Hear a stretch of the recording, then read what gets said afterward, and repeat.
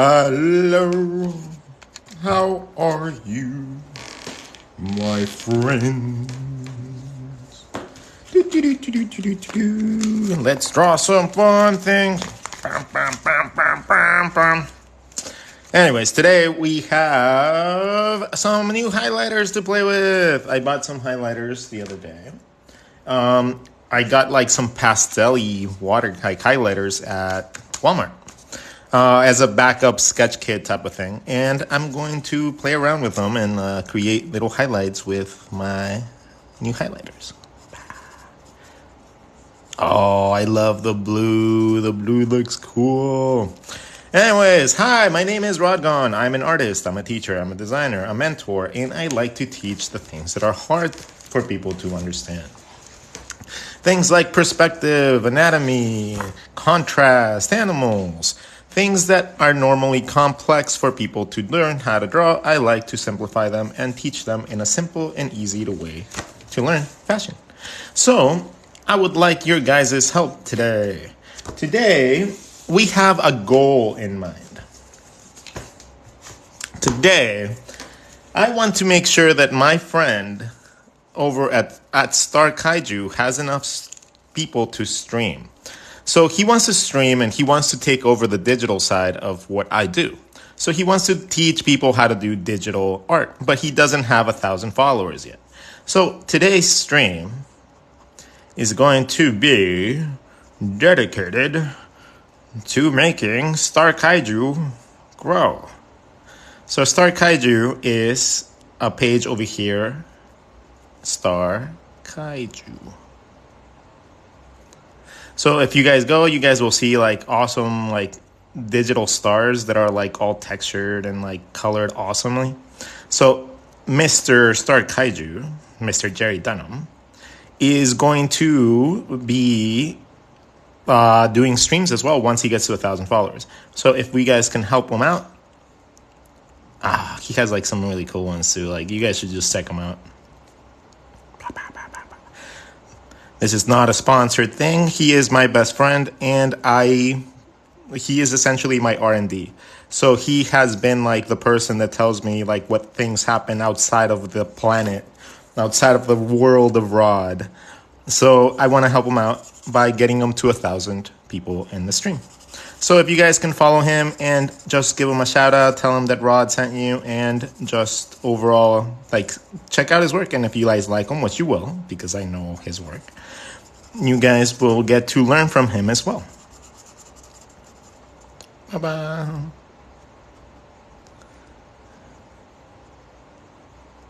Plus his coloring is off the fucking charts. Like he is essentially the other side of the 12th Pixel Studios, which is my actual production studio. He is the other aspect of it. We both came up with 12th Pixel Studios back when we were in college together. But anyways, if you guys want to do me a favor and go follow him while we learn our lesson, that'd be great today. And what should we learn? What is today's lesson going to be? Should today's lesson be something with anatomy or something with expressions, or do we learn how to draw like random people, or do we learn how to draw legs? Like what should be today's thing? Hold on. The woman body. Hello, Rod. Do you always do shout outs? I like to do shout outs to the people that support me. So people that help me, I do what I can with my reach to help the people that help me back. Animals, huh? And underwater animals. Oh, that actually plays a very tie-in to our Star Kaiju section. So we can actually do that. Let's do underwater animals. But we already have an underwater animal page. So we are going to go into this one, and we're going to draw in this one. So I like to do little lessons and stuff like that while I teach people how to draw.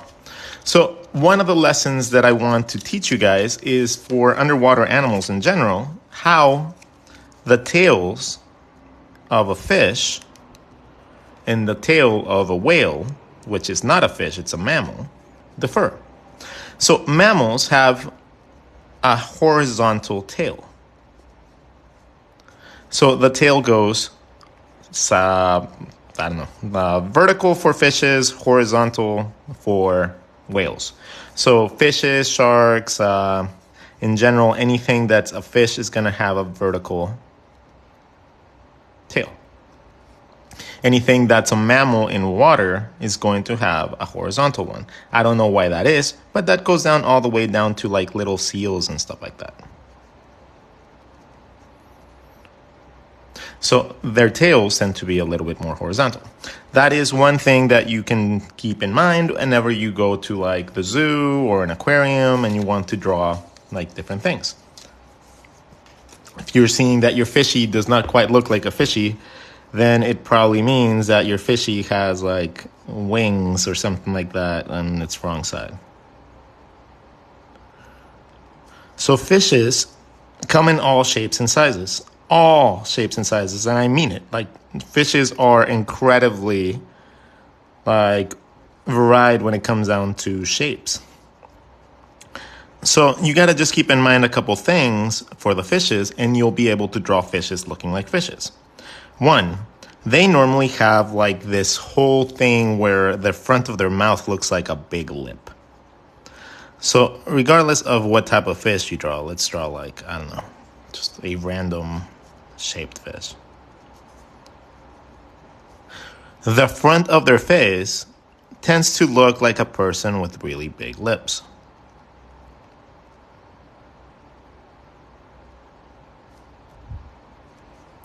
Their eyes tend to be really buggy.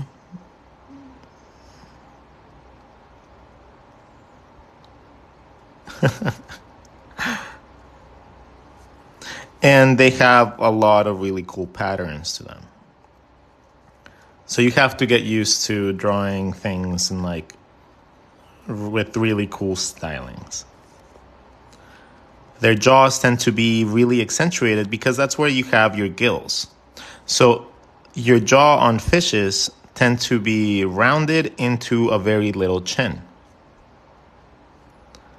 So that just means that our actual jaw structure for these means that they have a really big eye socket and they probably have very little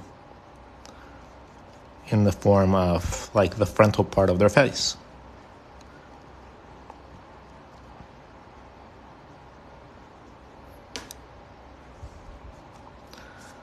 Have your lips.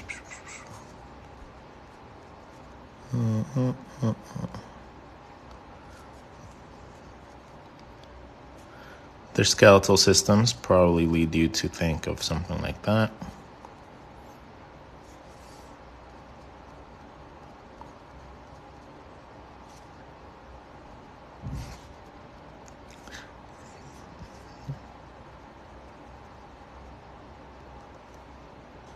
Anyways, so if you guys want to draw different fish and different animals in the ocean, it's going to require you guys actually using a lot of reference. The reference is going to be an absolute key when it comes down to drawing any sort of animal. If you don't have reference, it's going to be really hard for you to get the actual details of your actual animal that you want to copy or you want to draw. It's going to hurt you to try to draw them all from memory. Not saying that you can't, not saying that it's impossible, not saying any of that. But it's going to enhance your drawings a lot more knowing how the things are actually put together. So whenever you are drawing anything from the animal kingdom, it's going to help you a lot to just be able to take that reference and adjust it to what you need. So that's why it's important to learn how to draw basic shapes. Because I can take this, see that right now, that's just like a little teardrop shape, right? So if I take that teardrop shape, but I bend it a little, now I have a more interesting pose than I originally drew, and I didn't do absolutely anything except bend my shape a little bit. Okay, so now I have a more dynamic form, even though it's the same drawing pretty much, but just because I went in and I changed an angle to my drawing. So understanding my basic shape for this one, just a little cylinder that does that, bending it gave me a completely different dynamic for my piece. I'm a scuba diver. And little fishes. So scale is another really big thing when it comes down to drawing things in the ocean. Whenever you're drawing anything like a big animal or a small animal, having an indication of how big they are is going to be a very big component. So let's say that you have, I don't know, a little jellyfish.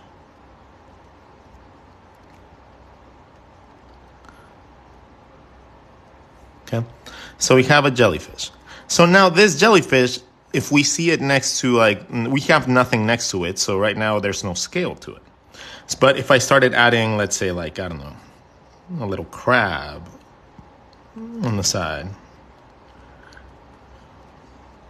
So now you would see and think that this would be a relatively, like, small jellyfish. But what if I told you and I added like a little human that's right here swimming with them? Right? Now he is huge. Now this looks like this is in the foreground. This is a jellyfish, and then there's that. I can make this look even bigger by adding something along the fins of like a shark or something like that, like a little silhouette next to it, and then just make him look even more massive. So scale is a very big part of actually drawing things in the ocean, because there's really big fishes, there's really small fishies. Like a little big bat ray could look something like that. Like that could be a small bat ray, or it could be a gigantic bat ray. By just adding something with scale that will allow you to see how big it is. If I wanted to make it gigantic, I could draw like an elephant, just for scale, under the water.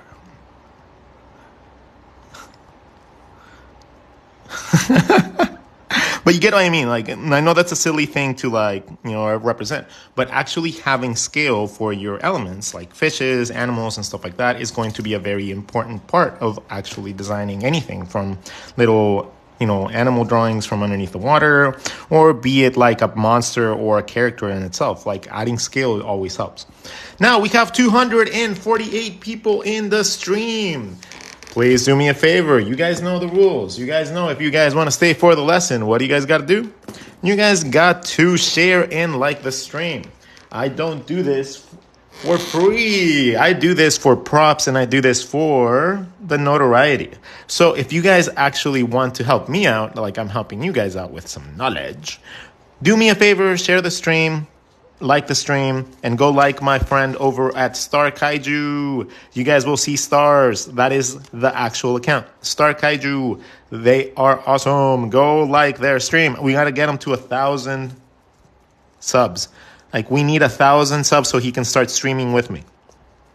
So we need him at 1,000. He's at like 700 or so. We're like 600. So we need all the people from the chat. If you guys go like his stuff, we get there like immediately. And then I will gladly do like I can do like an appreciation stream where I just draw people that send in pictures. How about that? We can do something like that if you guys get me to 1,000 followers for my friend. So share his page, like his page, comment on his page, let him know that Rodgon sent you, and then, that'll be your payment for my tutoring lessons today. Well, here we go. Let's continue on.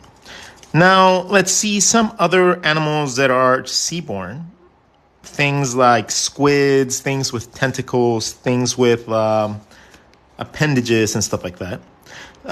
You got to remember that you're underneath the water. So, whenever you imagine if you're under the water, your tentacles and appendages are going to flow with the current, right? And they're going to be all over the place because the currents don't necessarily go in a certain way. Whee! But the moment that you get this guy out of the water, all those tentacles are going to just flop down in one line because of gravity. So gravity is just going to pull them completely down unless you're under the water. Under the water, you start seeing that flow again. So whenever you are drawing and you're drawing something out of the water, it has a different gravitational pull than it does inside of the water. So whenever you are drawing things, make sure to keep that in mind, especially if something has like a really flowy tail or whatever. So let's say like a betta fish, right? A betta fish has like these flowy like tails to them. So don't keep it uniform when you are drawing under the water, because that's just the natural tendency of the item or the part of the body part is just not to have that static flow.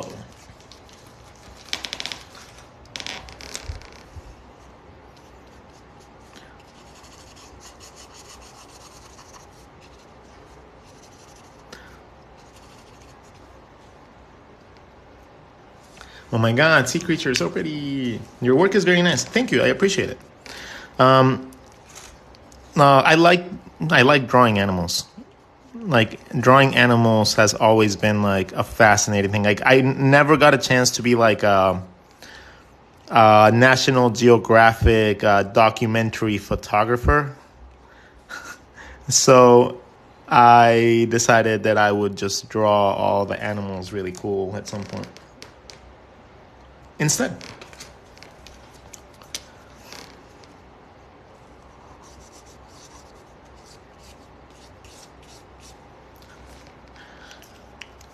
How long did it take you to develop your own drawing style? It's very nice and recognizable.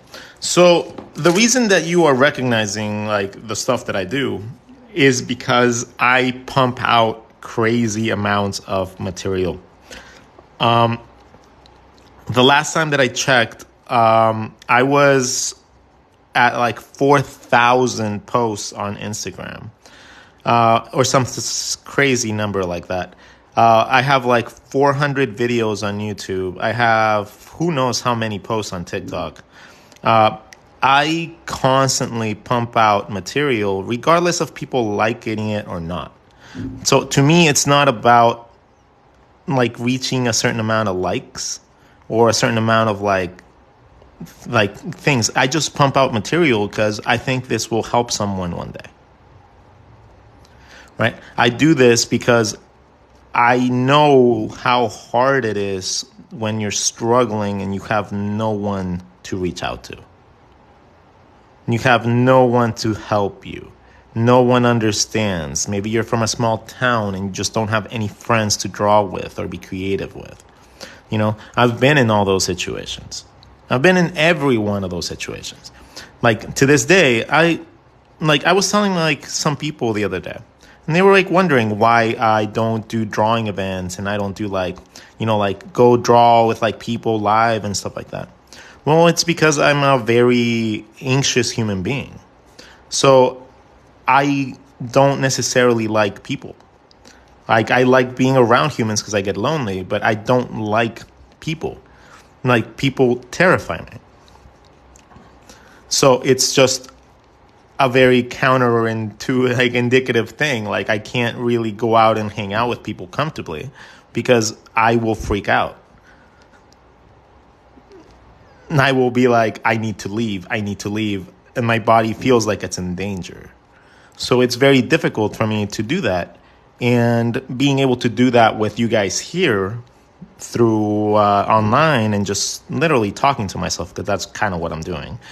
Like talking to myself and watching a chat. But it's just liberating to know that, you know, so many of you guys out there feel very similar to what I do.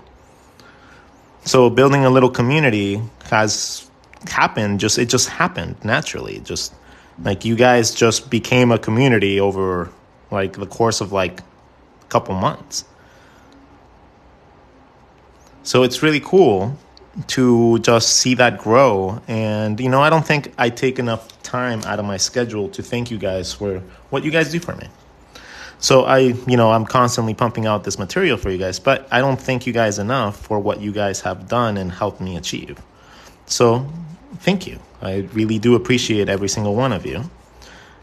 And anybody that shows any support towards me can expect support from me as well. What markers are you using? I'm just using highlighters. So I found these highlighters at Walmart, and I just needed to try if the pastel aspect of them was actually any good. Now, the pink just looks like a pink highlighter. The purple just looks like a purple highlighter. And the yellow just looks like a yellow highlighter. It doesn't have any extra pasteliness to it. It just looks like a straight up highlighter. So I don't necessarily think I like the purple or the blue. Oh no, let's try the blue. I think I like the blue. What, this like green? No, it's just blue. It's like a diluted blue. This one's pretty cool. I like this one. Let's draw stuff with this one. Let's color these guys in.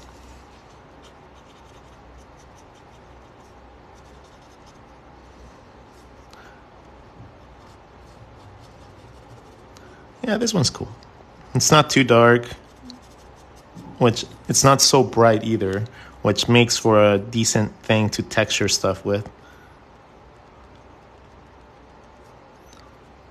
So highlighter is a very finicky and not a very forgiving medium. If you go over the same place multiple times, you can darken lines, but it's very easy to mess up by overstreaking. So you have to make sure that you add detail very, very meticulously. You have to darken the spots, but you're not going to be able to go back. So it kind of gives you that feeling of ballpoint pen where you only have one go at it. And I am a masochist, apparently. So I like torturing myself into making things harder for myself. You can also smudge it with your finger to create effects.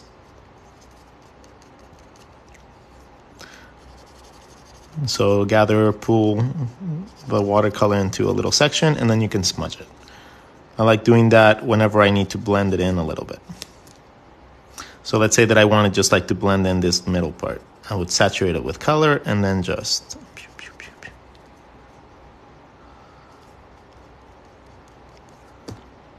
And then you get a nice gradient with your highlighter.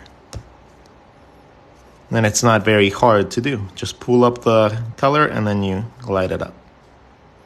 Did you use the same highlighters for the penguin and the shark and the other page? No, these weren't highlighter. These were watercolor. But you can use highlighter to color your things too.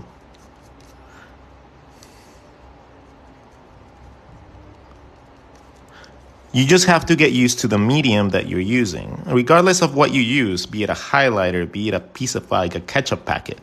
Whatever you end up choosing as your material, you can use it as long as you practice enough how to actually use the material. If you don't practice with how to use your materials, how are you going to be able to master them? Right? It's not just about learning how to use the basics of it. You need to understand the limitations of what your tool has and what the possibilities you can do with it, even if it's subtle. Little subtle shadows create a lot of depth sometimes.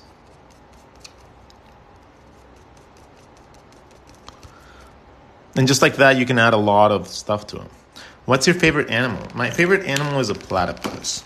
My favorite animal is this beautiful little animal that has the face of a ducky.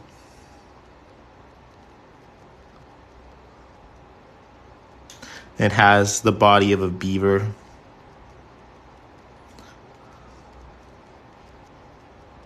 Has a little tail and everything. It has little tiny wobbly feet.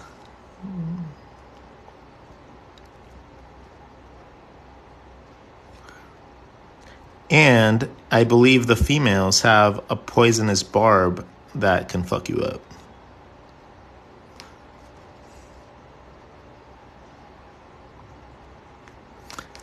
So the platypus is my favorite animal because I've always identified with it because he's good at everything he does, but he doesn't quite fit in any place.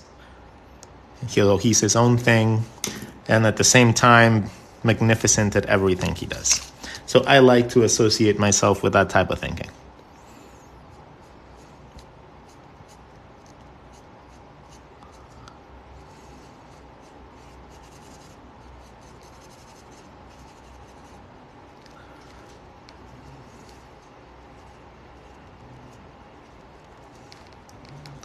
I'll give him a little background.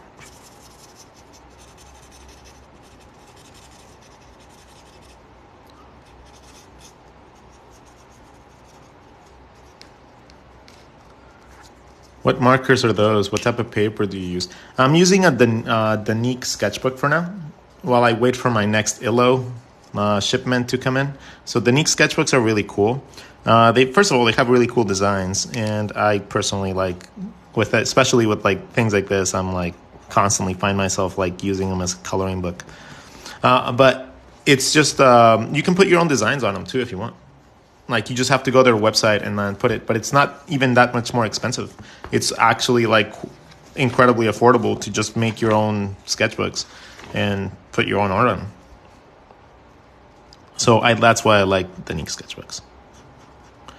Plus the colors are really, really, really like nice. Like the watercolor sits really nicely on this type of paper, which also lends itself nicely because I work with a lot of watercolor and I work with a lot of ballpoint pen.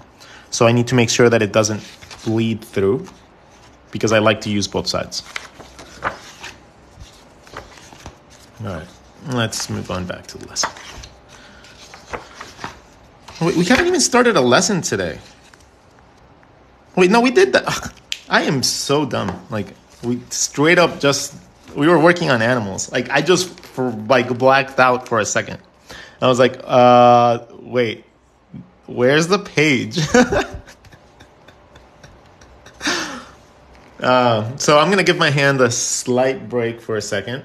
While I do that, please do me a favor, guys, and please go like my friend over at Star Kaiju. He is going to be an amazing resource for you guys to use as well. And as well, if you guys are liking the lesson, please like. I'm aiming for the 200,000 subscriber follower mark.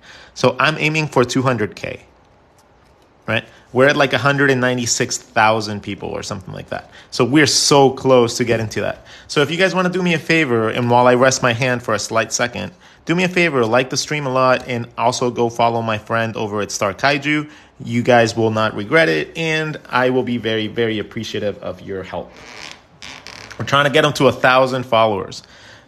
That's all we're trying to get to. Like once he gets to 1,000, he will gladly be able to grow his own brand because he will stream and he'll be able to actually like do what I do, but digitally. He'll teach you guys how to color and ink and like give you guys cool lessons on how to do things. But we need to get him to 1,000 followers first. That's the limitation that TikTok puts on people.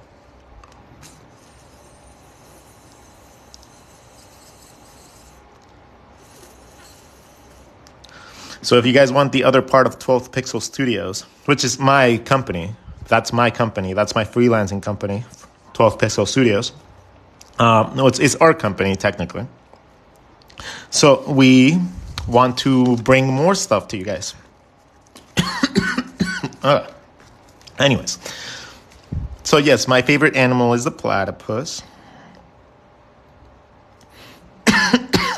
He eats little worms and stuff like that. They eat little like things on the ground.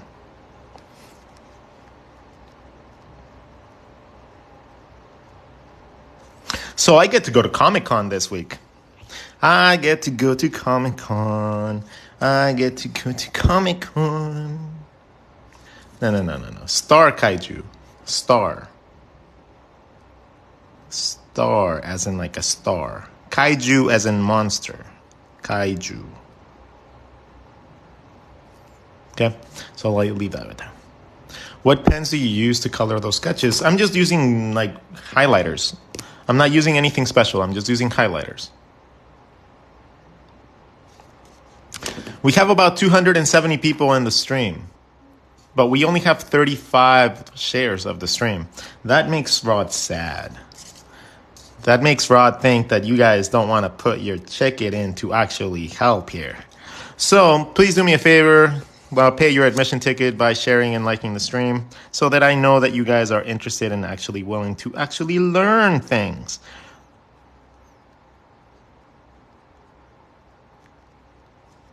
All right, so let's move on to, I don't know, like what's other stuff that animals do? Underwater animals. Scales, I guess. Like we can talk about like the texture within like their bodies. So whenever it comes down to like their upper fins and stuff like that, you can think about them like the back end of a dragon's like wing, where they have like little webbing in between them. Some fishes have that sort of details, especially like more aggressive fish. They will have fins like this. Some of them will just have like a nice little straight line that'll look like a little mohawk. So it's just a fin. Then we get into textures. Fish scales are very similar to what, I don't know, like a snake scale would be like texture-wise. It's overlapping plates. So you start with 2, like a butt or whatever, and then you add a circle in between. You don't want to do this all over, though. If you do this all over, first of all, it's going to be a lot of time and it's going to take you forever, right? And all that detail is not going to make your drawing look better. It's going to look very crowded. So what I like to do is do the rules of 3s. I do patterns of 3s throughout different parts of my drawing, and I try to keep those in sets of 3. When doing that, I know right now it's like kind of like the same pattern, but when you start adding those things to your elements, you can start adding a lot of texture really, really quickly without really adding much to it. And you add as much as you need to create the texture you need. But it's very minuscule details that can help you. Like, it doesn't have to be scales. It could be dots. Keep it to 3s. Okay? So you can add details like that. Stripes, keep it to 3. Gills, keep it to 3. The rule of 3s is very, very important, especially when you're adding detail. Let's talk about like how that applies to an actual person, right? Let's talk about a person underwater. Anyways, just because I want to talk about hair. Now, a person underwater, we got to give them a head, and I want to give them some hair. So now we have a little character that is under the water. So the little rule of 3 applies heavily to hair. Like whenever you don't want to draw massive amounts of lines, always draw just 3 lines instead. And instead of drawing a massive amount of lines for each hair, try to keep it to 3, regardless of where you're drawing those lines from. And it's going to make your art just look cleaner, sleeker, and it's just going to look a little bit more appealing. Whenever you draw every single hair, yeah, you can make it look appealing, especially if you understand how lights work and stuff like that. But it has a lot more potential to be messed up by like a random line going off than just controlling the narrative of detail by always adding just elements of 3.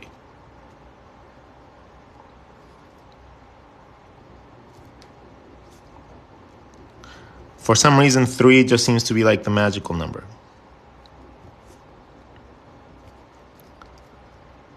So, yeah, let's continue on. Let's draw some more sea animals. What other sea animals happen? We have like things like starfish. Speaking of star kaiju, starfish. Starfish have like little bumps all over them. So again, this rule of threes applies. I'm just adding threes just a little bit closer to each other. And they have like all sort of stuff like that. That would be from underneath, like the little sucky parts. Or from the top, it would just be like a star. So,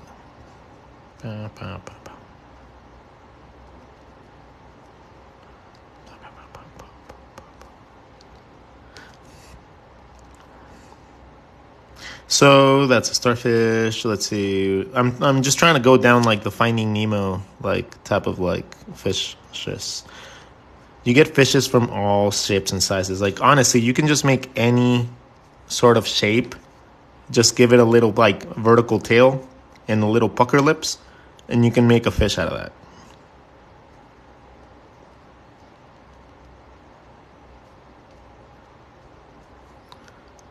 So like fish in general are very, very easy to draw because they're just a singular shape for the most part. They don't really have much complexity to it. Like the shape you get, that's the shape your fish is. Right? And you get one shape. It's not like a human head where you're going to get like multiple like indentations and like curvatures to flats to angles to stuff like that. Nah. Fishes aren't humans. Like a human will have like a bunch of different planes to the face, and you'll have like curvatures and like angle changes and subtles and like creases and everything in between, right? Like this is the average human face with like its facets mapped out. So as you can see, it has a ton, and that's not even adding features like the nose and the lips and stuff like that. So human heads are more complicated than any fish will ever be. A fish is a fish. It's a shape. That's it. That is the average fish. The average fish just breaks down into three parts: the body, the tail, and the fins. That is all there is to fish. There is not a very complex system here. It's a normal body. Like the body will normally be a very simple basic shape, most of the time tapered towards the back and possibly tapered towards the front. The eyes will be placed somewhere in that front part, and you'll have a really heavy jawline because that's where the gills go. So your gills literally surround, like your head is literally, like, you know how like superheroes have like that really strong jaw, and then when you draw that in like a normal human, it looks weird. Like you're like trying to draw like an average human being, and you're like, oh my god, I'm not that buff. Ugh. Well, they have that. They always have that. Like, so always draw super buff jaws on fish. Their lips will either be pronounced or they'll just have like an open mouth. But most of the time they have like some lips or something like that. And then, yeah, and honestly, you can just color them any way you want. Like there's fish in every variety, size, shape that you can possibly think of. Like everything can probably be a fish.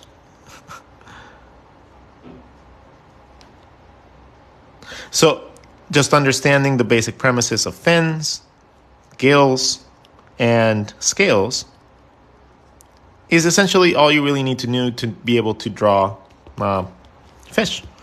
A shark is a fish as well. A shark has more length though. So you have to just take into consideration the fact that a shark might not be like a little squinty fish. He just has maybe 2 or 3 sections that allow you to actually modify him. But most of the details are going to be in the front. So you start with whatever shape you want for the front of your head. In this case, we're going to draw, I don't know, a really silly shark.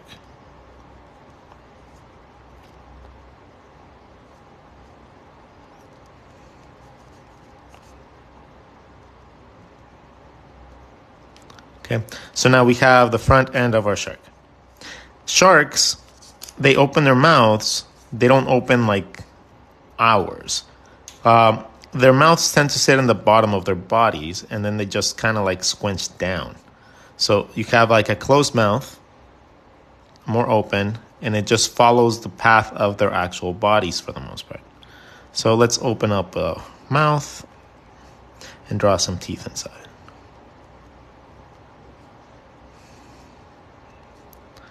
Cool.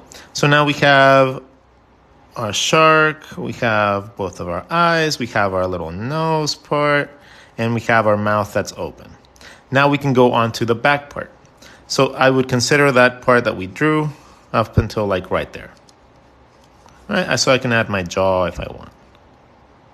Now comes the body, which involves the top fin, the dorsal fin, and the lateral fin. So now I go into how big I want my body to be. So this would be essentially my rib cage. For if I was like a human, this would be my rib cage with my arms.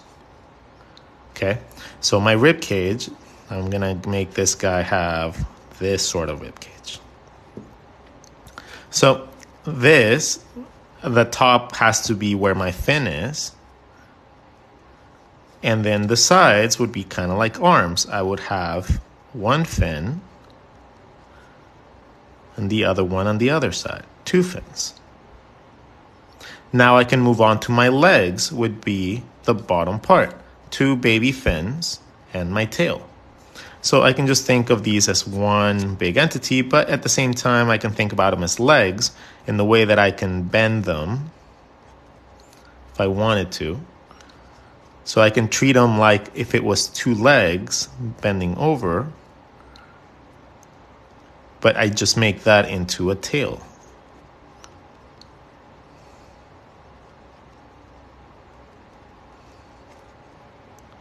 And then I can give my character even more expression, more dynamicity. And even though the body of a shark doesn't bend like that, you are still not drawing an animal like anatomically correct perfectly. You're just taking it and breaking it down so that your human anatomy that you practice can actually play a big role when it comes down to drawing animals.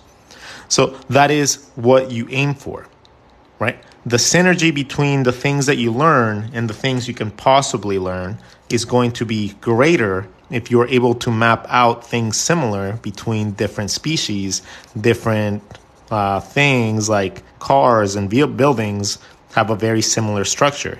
Pretty much any vehicle has a very similar structure. So you have to keep that in mind, just like most bodies that have a rib cage or some sort of skeletal system have very similar structures. So be it a fish, be it a reptile, be it a bird, now you're going to get the same type of skeletal structure, right? So you're going to have some sort of element that has holes for eyes, for your eyeballs. You're going to get some sort of measure for your nose, and you're going to have cheekbones.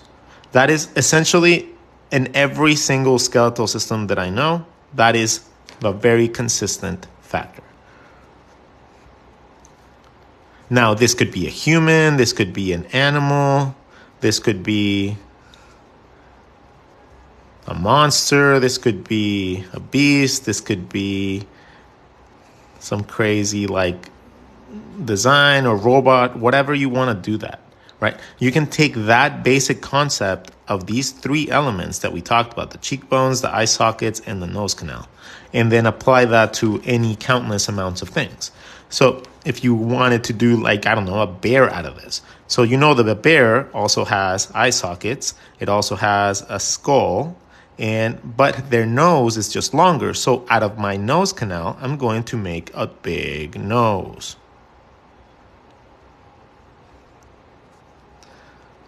So I know my eyes go there, and then I just give it some animal characteristics. And now I have a bear. Right? I can remove all the little human parts. And now I have a bear face instead of a human face. But the thing that applies just as much to something like a reptile, I just change those holes to be higher, and I make the mouth coming out of the mouth canal, like nose canal, longer. How about longer? And then just like that, I have an alligator. Right? So that is essentially your goal. Your goal is not to learn all the different types of anatomy. No, your goal is to actually learn one and learn how to modify that to fit into everything else you draw. That way you can use the same mannequin that I can use for an alligator, I can use to draw a pinup.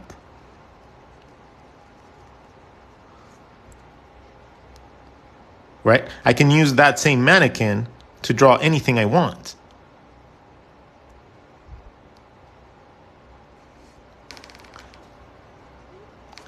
It's Evan. Do you remember me? I always used to join the lives. Hey, how's it going, man? Nice to see you back. I don't know if you ever stopped watching him. I very rarely get the chance to see the actual stream chat because I'm constantly just drawing, right? So I'm constantly just with my face onto the paper. So I'm sorry that I don't get to say hi to a lot of you guys, especially the ones that come regularly. Can you teach about 3/4 view of face, especially how you attach the head to the neck afterwards? 3/4 view. Okay, so how about this? I'll teach you guys how to do 3/4 views really easy on a Post-it. And then I'll post this later on my Instagram. If you guys go follow my friend Star Kaiju. If you guys go find and follow him, tell him that I sent you. We want to get him to 1,000 followers. So if you guys can let me know how many he has right now, we want to get to 1,000 followers. We might not stop streaming until we get to 1,000 followers. So we will keep on drawing until my buddy here has 1,000 followers. So please do me a favor and go help me out because this man will need to eat at some point. So if we can get him to 1,000 followers, let me know. His socials it's at Star Kaiju.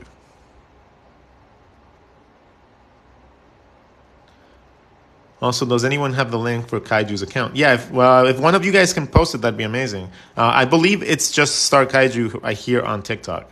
It should be big like monster stars. 686. Okay, so he has 686 right now. He doesn't have 700. 686. We want to get him.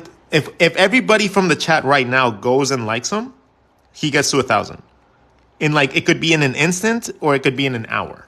It could be in 2 hours or maybe it just takes forever today. But we are going to get him to 1,000 followers today. And I will be teaching you guys until we do.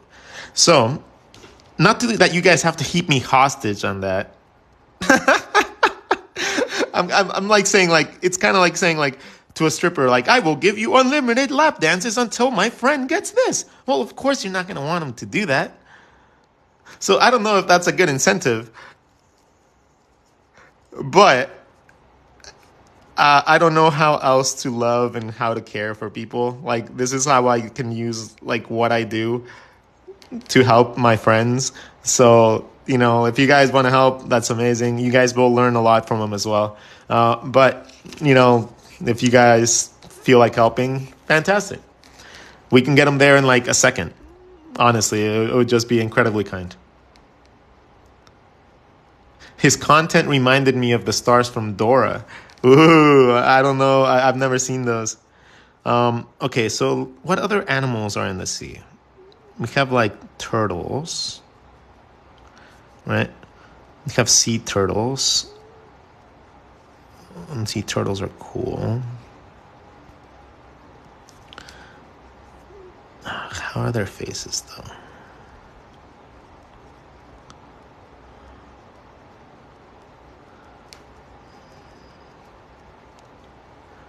Let's see. I know they have like high eyes. And it kind of looks like they have a beak.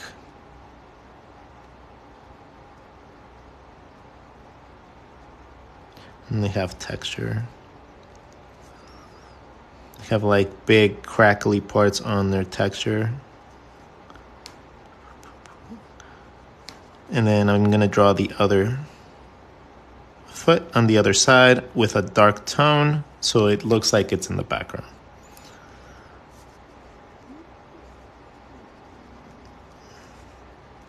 Yay!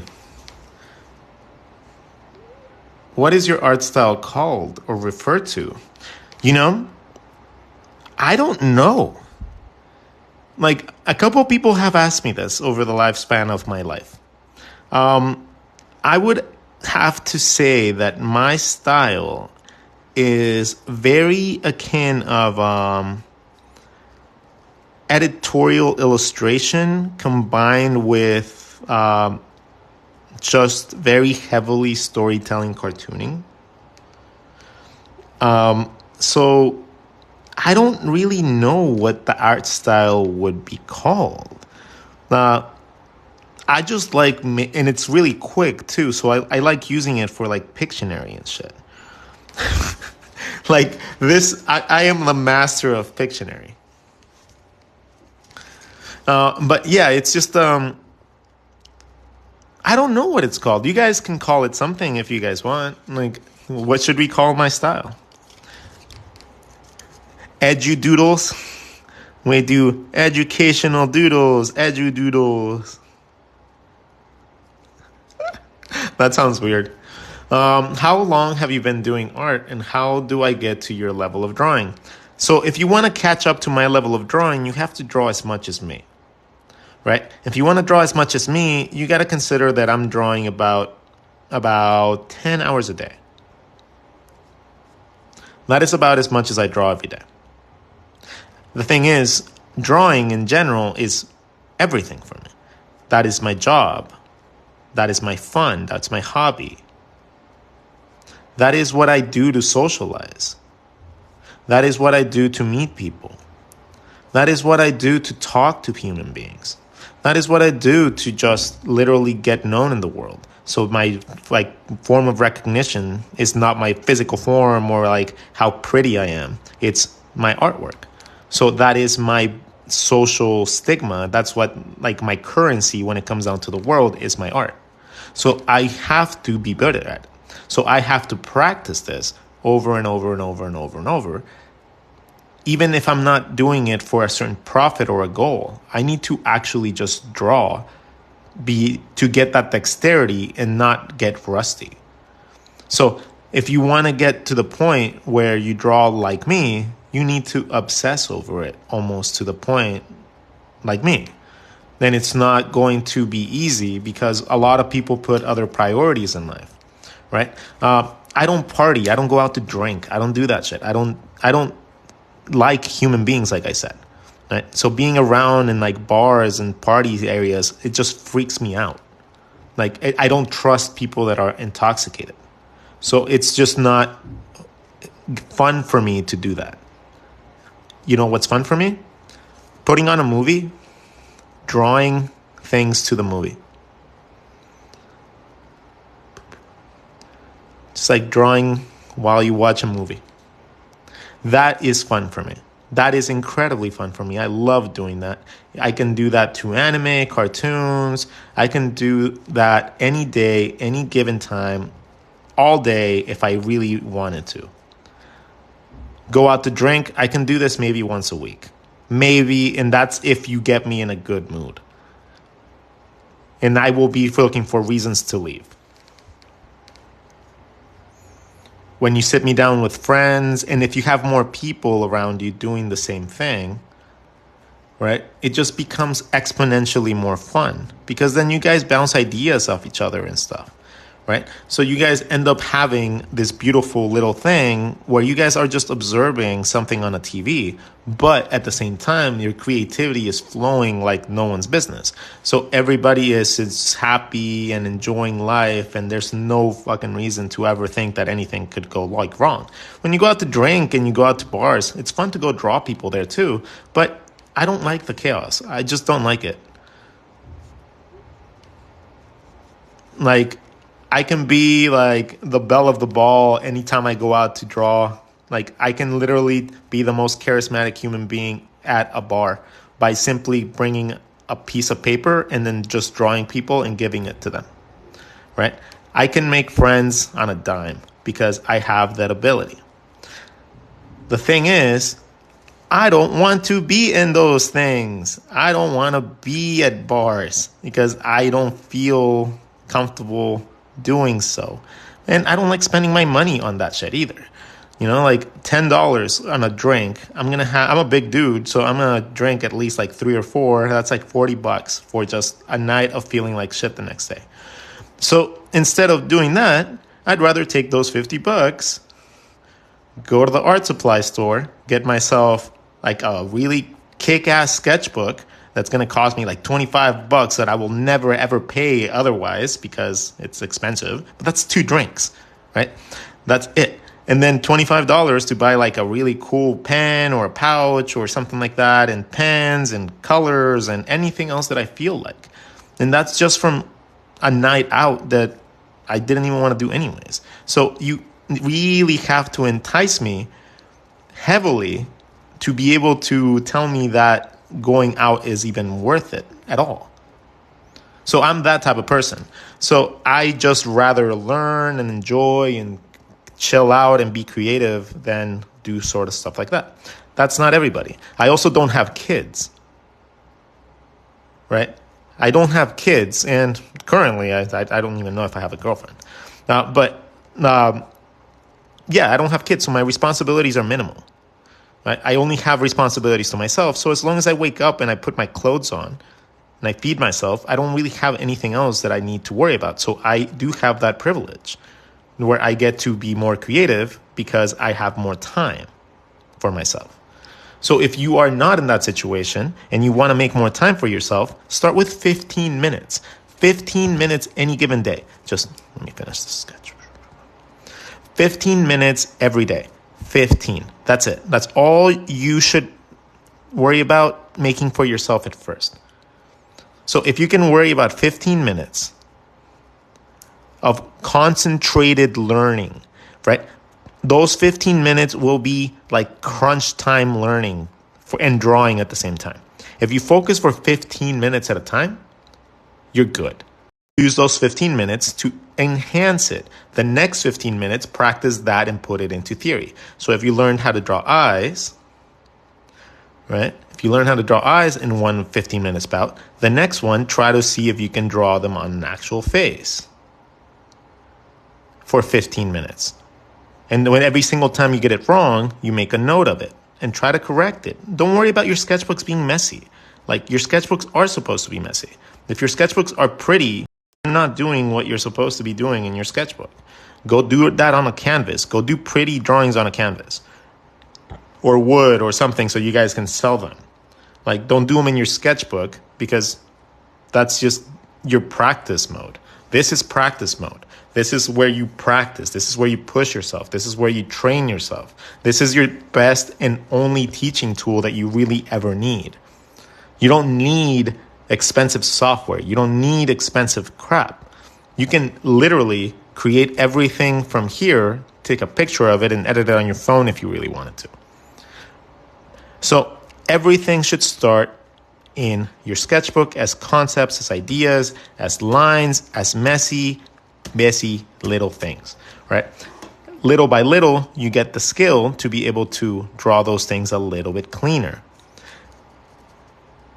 And if you're drawing with pencil, you can erase and you can actually like change things on the fly. I'd like to draw with pen because I like to challenge myself.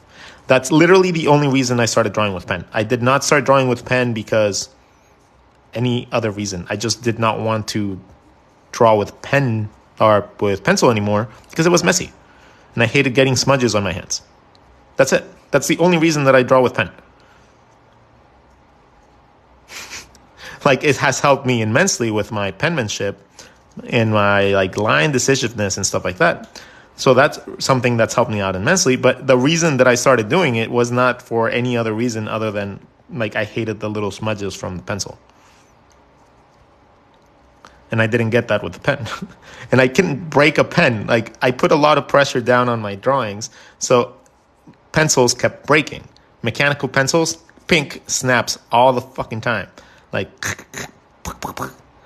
and I hate it. It's so annoying. Like they don't make mechanical pencils for people like me. So you're talking about wrinkly old people, right?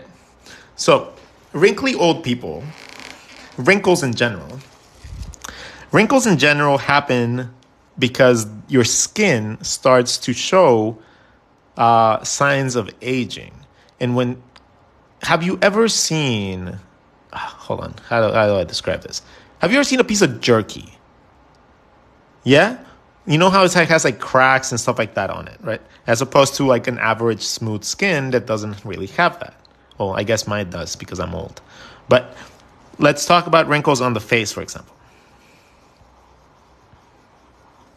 So one side is going to be young, one side is going to be old. So everybody has eyes. So let's draw some eyes. Everybody has a nose.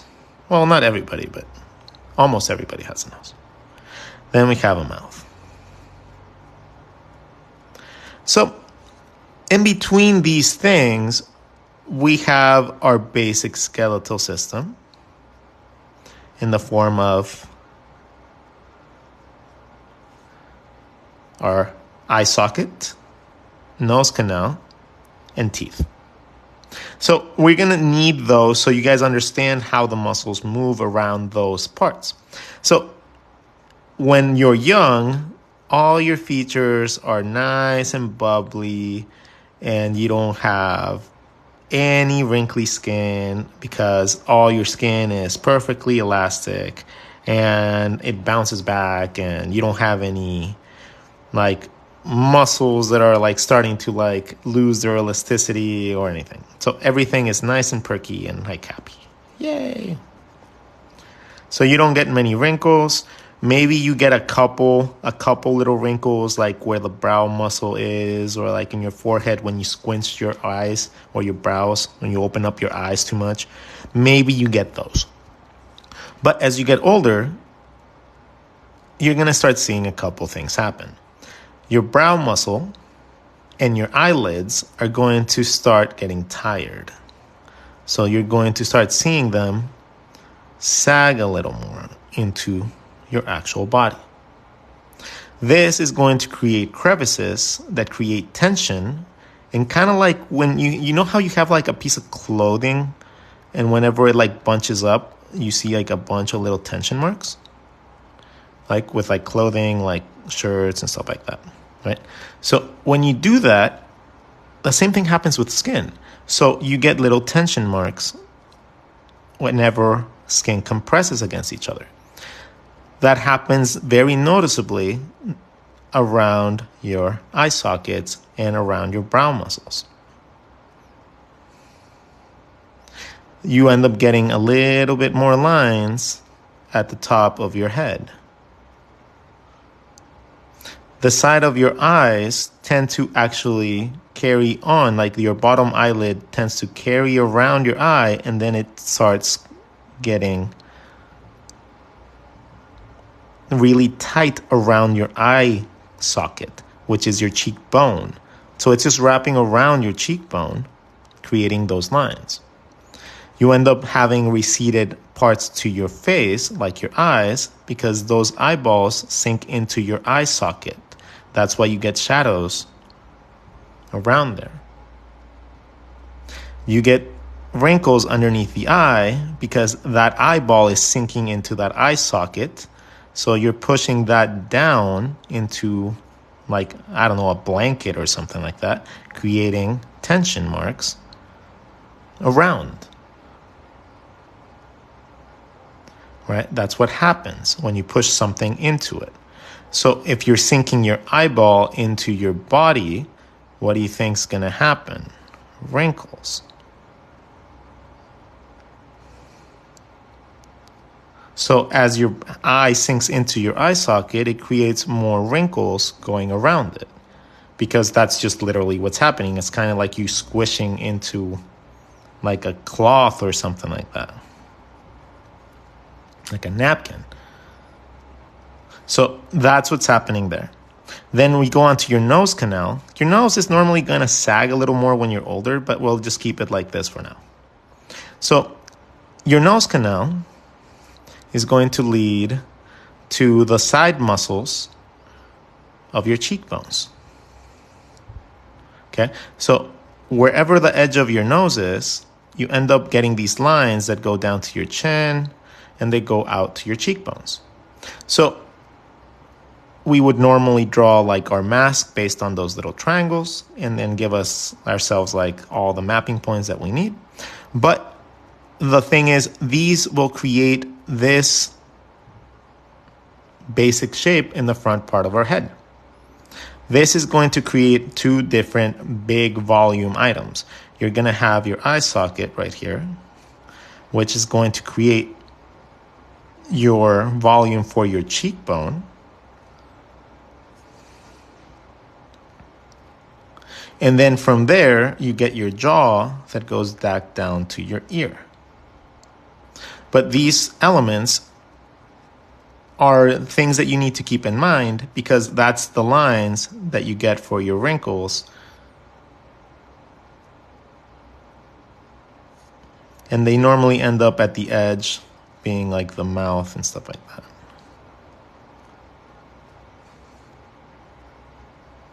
So if this one goes to the edge, because the edge of the mouth is there, we just follow this to the edge of the mouth, side of the thing to the edge of the mouth, and then down to the chin. So since he's smiling, that one line goes to the edge of the mouth and down. So that is going to be a big factor whenever you're drawing anything in general. So you're going to have your nose, you're going to have the edge of the mouth at wherever that shape is, and then it's going to lead down to your chin. That is going to be a very consistent thing within your drawings. And if you do it like that, you're always going to have also access to your cheekbones immediately, and therefore have access to your eyebrows, and therefore have access to the rest of your face. Right? So, but those lines give you those wrinkles right there. And then other wrinkles happen when your cheekbones like dig in, your temples stick out, and then, you know, have like hair and stuff like that. Aging spots. And just very easily, you can keep on adding little wrinkles to parts, and then you end up with an older character. But those little tiny things are, like, essentially the key points are: draw your nose. Out of these 2 points, that's where your cheekbones come out from, and you can draw your mask. From there, you can draw the edge of your mask down to your chin, and then you can finish up your face by just filling out whatever styling you feel like drawing inside. But that gives you all those muscles, all those limitations, all those requirements that you need for a face can be accessed by literally drawing a mask. Or by starting with a triangle and then following that triangle's edges to find your mask. It's just stupidly easy.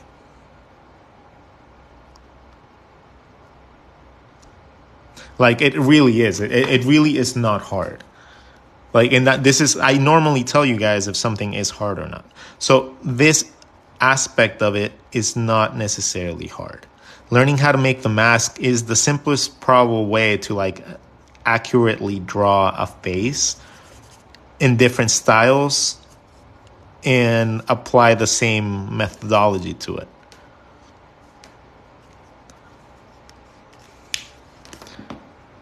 How do you draw a full side body profile? A side profile, let's see. So, do me a favor, guys. We have about 280 people in the stream.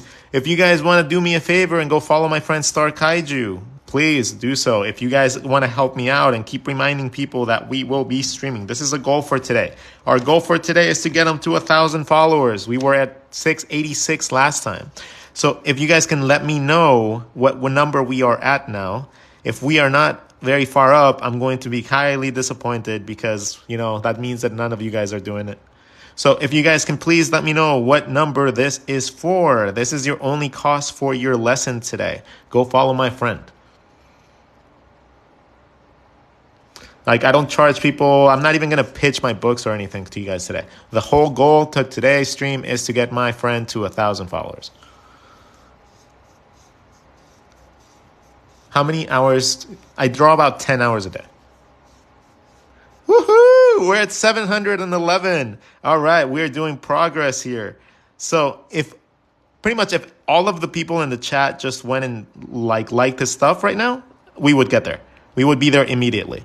So thank you guys so much. We got them up a 30 more. We just need about 280 more. So if you guys can help me, whoop, whoop, 716. Badass. He's past 700. Yes. Awesome. Awesome. You guys are awesome. Okay. So you guys were talking about side profiles, right? So if you guys wanted to draw a full body size profile. So first you need to understand that when you're going to draw a profile, you got to make it not boring, right? And we'll make it a woman body. Sure. If we want something to not have a boring pose, we can't just draw a standard up and down pose. So I like to draw these little sushis. Whenever I'm drawing a pose that I know is going to be semi-profile, I like to draw my sushis. My sushi is essentially just this, right? And then I go and I add feet to the bottom. But this is an easy form to draw in a bunch of different ways. And you can have a lot of fun playing with whatever body expression came from them.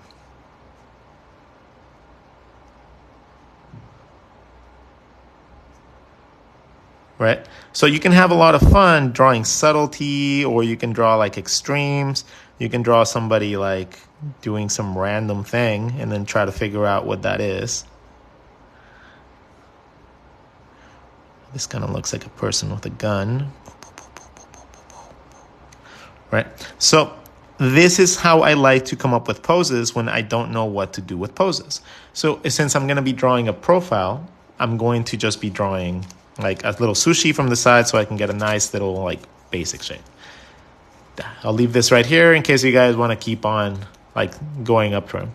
If one of you guys can give me constant updates as to what number they're in, and just throw it in the chat once in a while, that'd be amazing though. So side profile. When I'm drawing any body, I like to start with the rib cage, and I like to start with my hip bones. And I don't like drawing complete profile.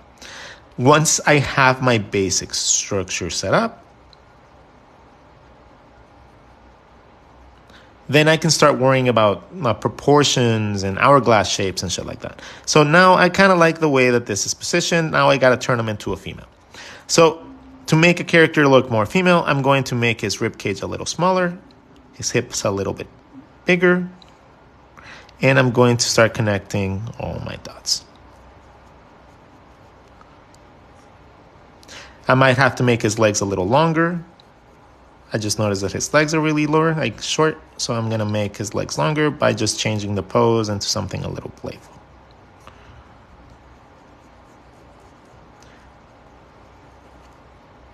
The foot will be coming out. Fuck it. The arms are going to be having their own role within the pose, but in this case, we'll just make it flopping down to the side a little bit. The top part of the arm, the shoulder, and the bicep roughly fall where your end of your rib cage is.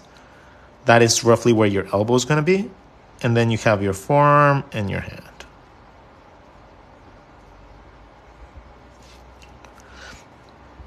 Then you go onto your neck. You got to find your ears, connect your ears to your collarbone. That's a very long neck. Let's make it a little smaller. And then you have your skeletal system.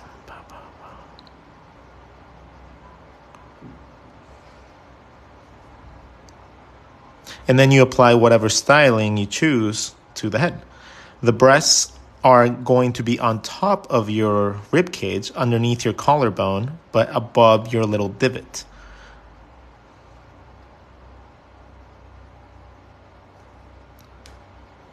And then you can add any booty, extra booty that you want, any extra thickness to the hips, thighs, stuff like that can be added after. But that is kind of how I would just approach it. I would just start with a swoosh and then start breaking down my body parts and then start molding those body parts to be what I need.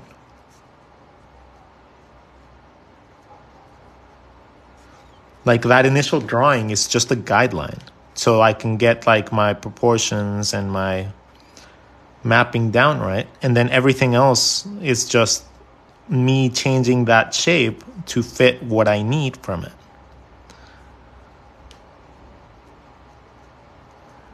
Regardless of it being like somebody with like really big hair or whatever.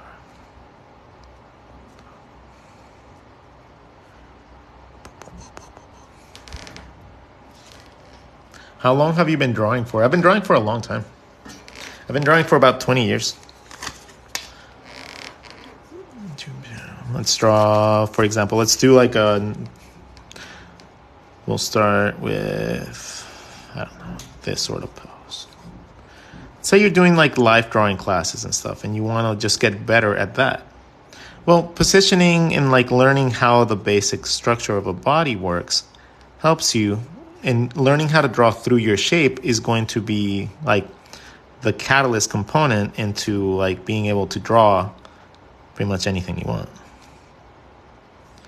So I have a rib cage, I have my divot, I have my collarbone, goes into my shoulders. Let's make my hand down here. And then I just got to connect this to that. Got some boobs. Hip bones into my legs.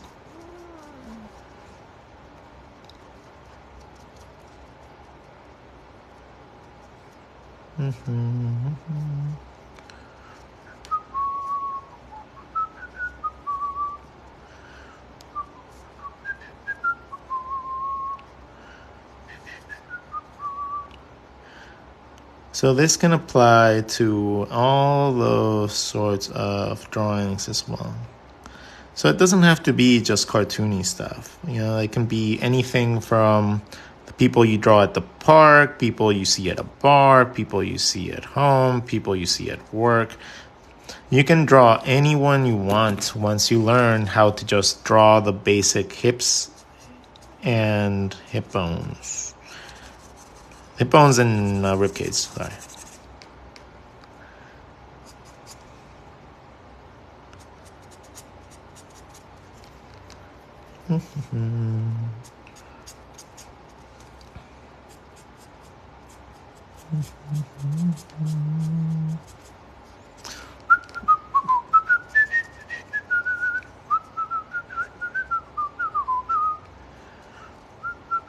Some tattoos on her.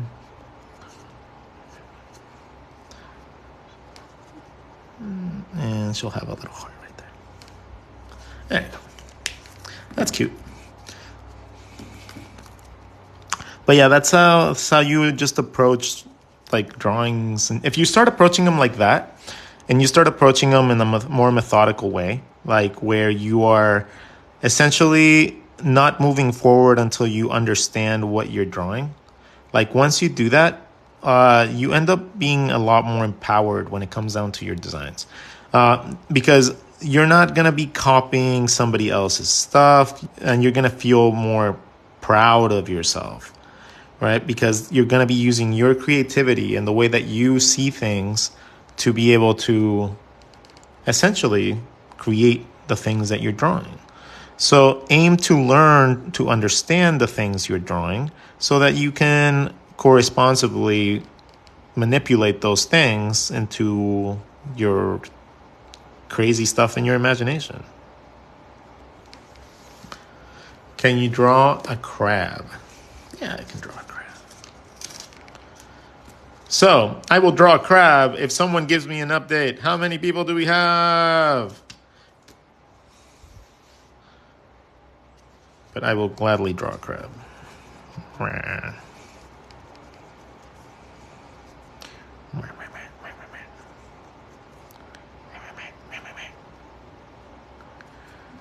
Rah.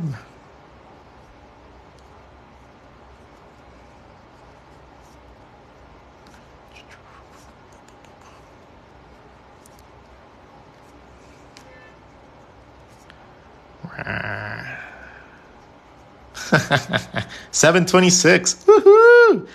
We're getting there. We're getting there. Make sure to go follow my friend at Star Kaiju. Come on. I promise you guys will not be disappointed. Like, he's literally just going to like be another super informative channel. He just loves the topic of like monsters and stars and stuff like that. But his coloring is like, he's going to teach you guys so much coloring stuff.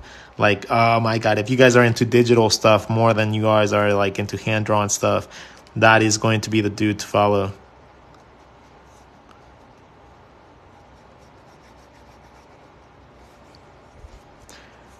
Crap people, crap people.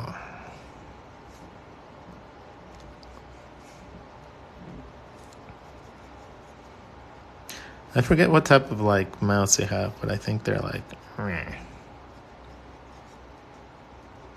and they have like abs.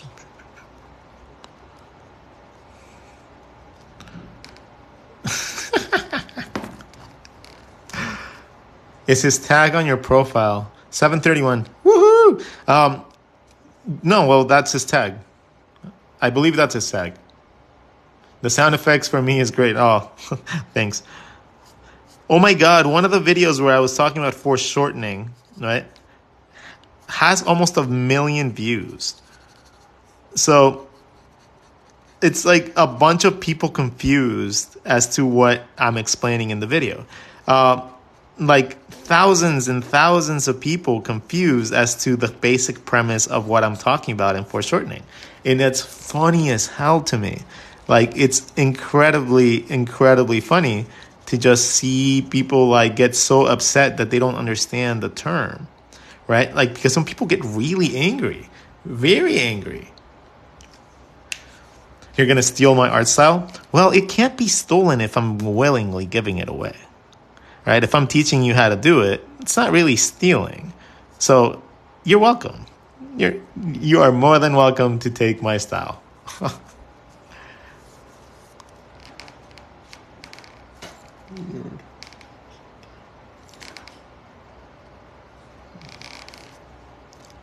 Could you draw a little chubby raccoon?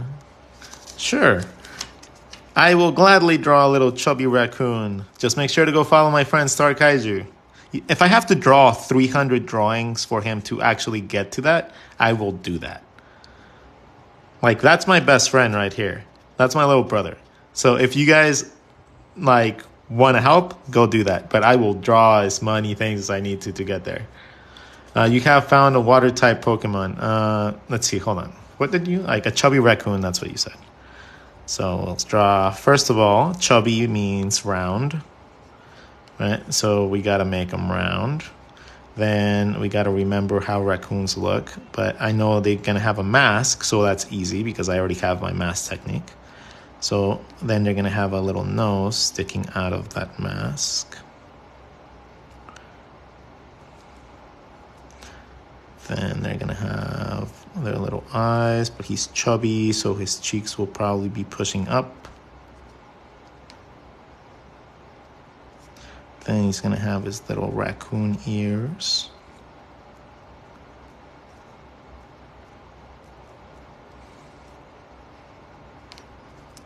He's going to have little raccoon hands, but they're going to be little because he's too chubby.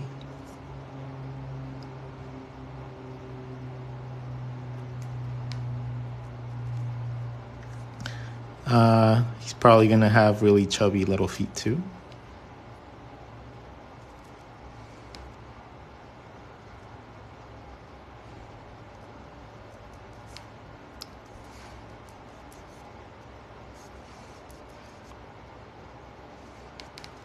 And then he's gonna have his little raccoon tail.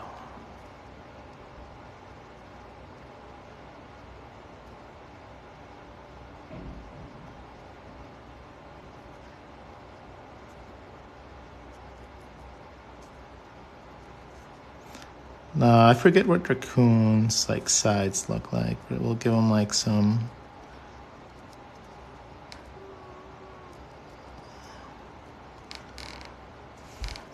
And do they have like belly white? I don't know if they have belly white, but I'm gonna give them belly white.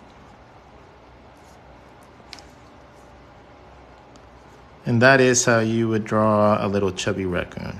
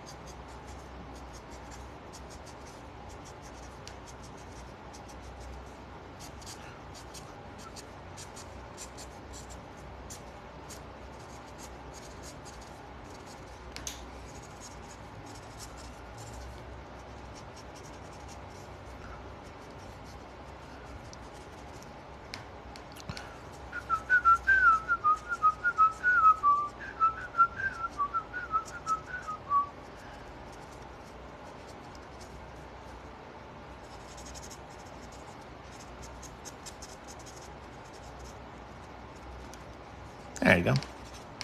Chubby raccoon.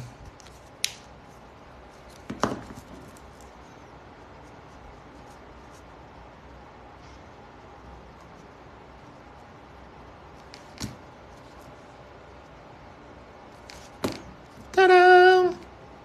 All right, so what's the next thing? And can someone give me an update, please? How many do we have? Did we get to the 750? Did we get to 750? Can you draw a fox? I guess I could draw a fox. It's very similar to a raccoon, though.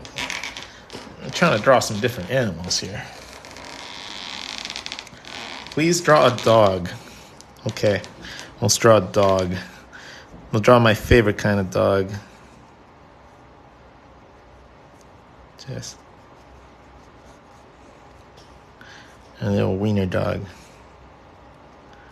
If I ever were to get a dog, which is highly unlikely by just like the way that I am, but if I ever got a dog, it would probably end up being a wiener dog.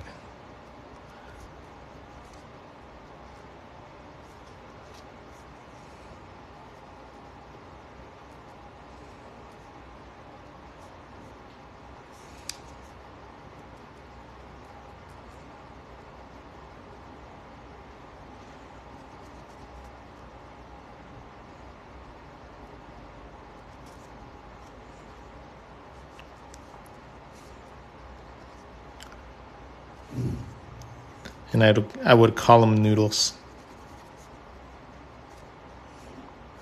But a very close second for me is like pit bulls are really nice.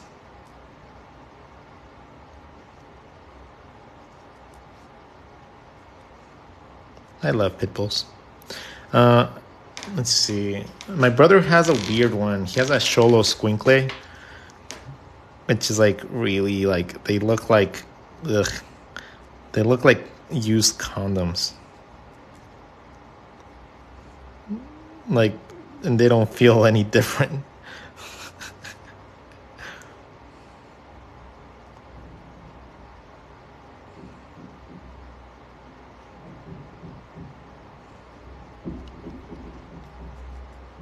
They have like these wrinkly textures and they have like no hair, so it's like a hairless dog. And it's just like, nope, no, thank you.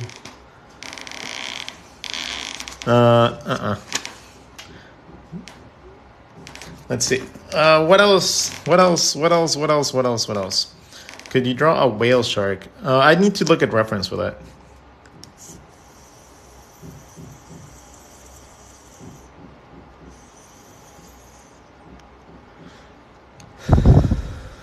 A chinchilla, huh? Well, chinchillas are like little like fluff balls, aren't they? Well, let's see if we can make one from memory.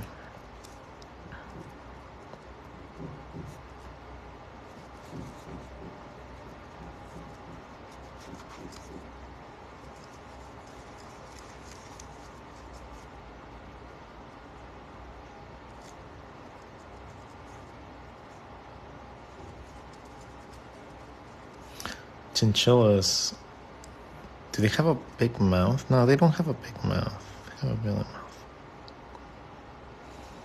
That looks like a beaver now. Are their eyes like really... I forget where their eyes are compared to their like skulls. But I just know they're like super adorable. And fluffy.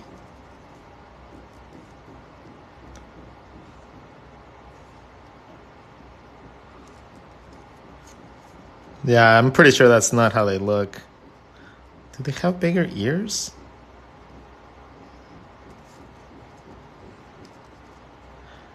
No, that just looks wrong. But now it looks like a little cute kitten.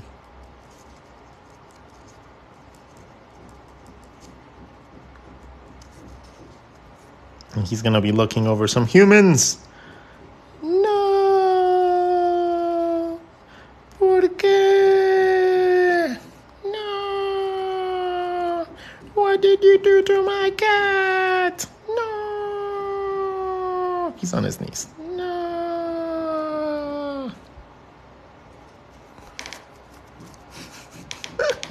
Or maybe Mittens knocked over his like car and like put it upside down. Just playing around.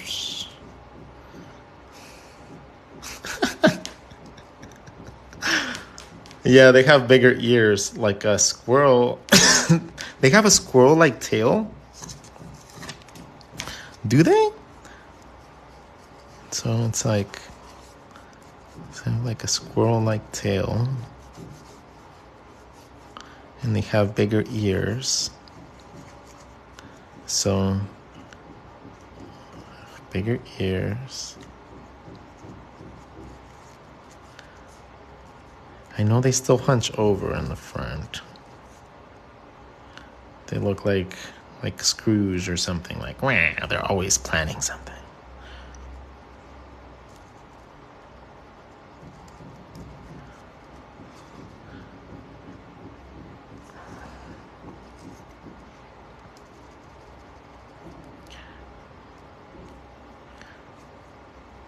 Let's see. We're going to start making the eyes bigger until we get to the right size.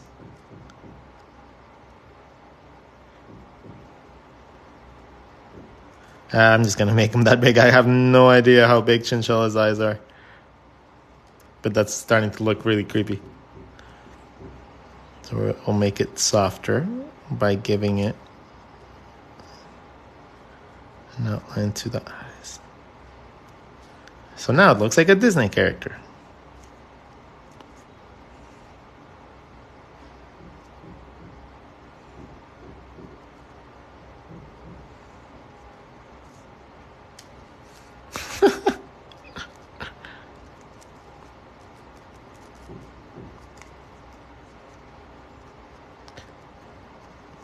Is that closer?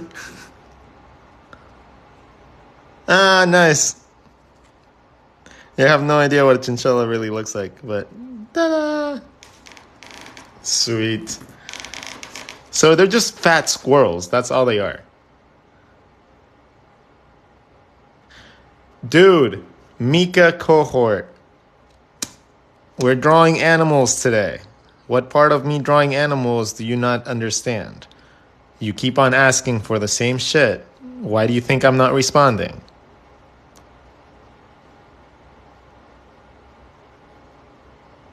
So let's put your thinking caps on for a second, all right? If you just see me drawing animals, you might be in the wrong stream for that, right? So red panda. I chose the red panda because the red panda is my favorite animal.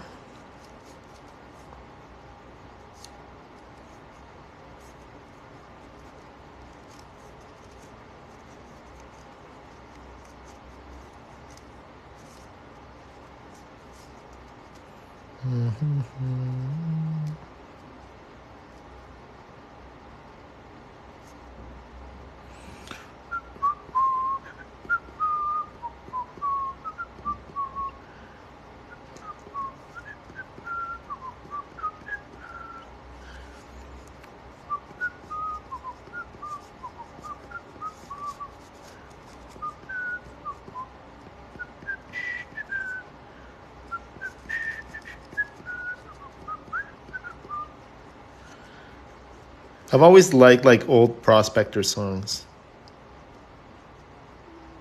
like where they just tell a story. So it, like sea shanties and stuff like that.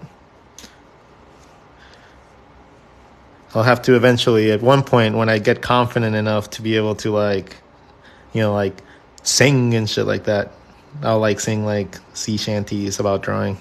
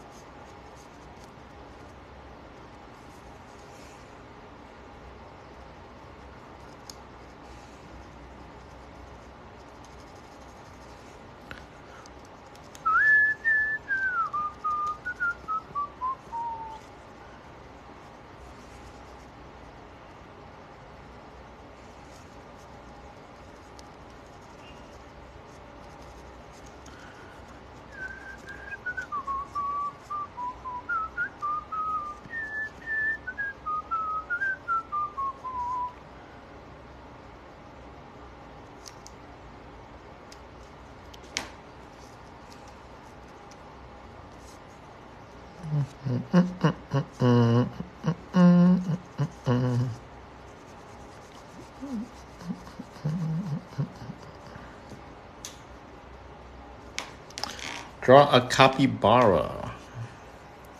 Okay, so I'm gonna implement a rule.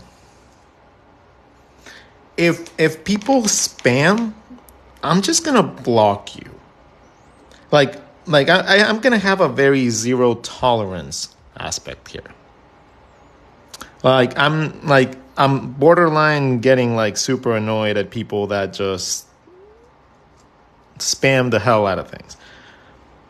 So keep at it. Just saying, keep at it. Then you just don't get to learn from it. That's might not be a big thing to you, but hey, not like people just need to stop being like entitled little assholes.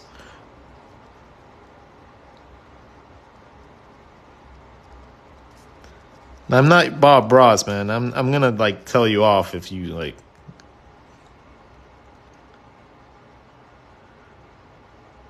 We're not drawing humans. We're drawing animals today. Again, for like the 16th time.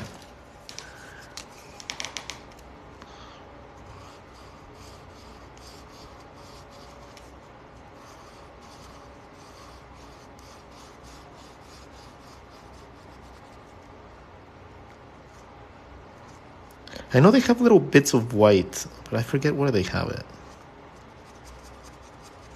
I think it's their nose.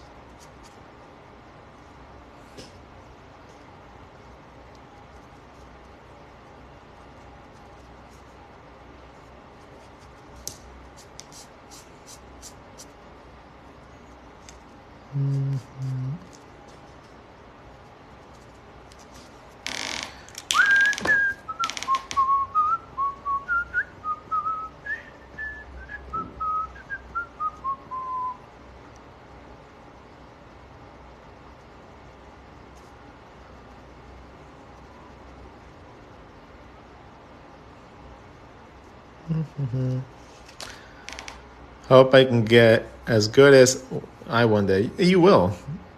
Have you done a tutorial on how to use watercolor? I don't think I've made a strict tutorial on how to use watercolor. Probably should though. Not saying that I'm like amazing or like the best authority on watercolor, but I know at least how to make things pop out.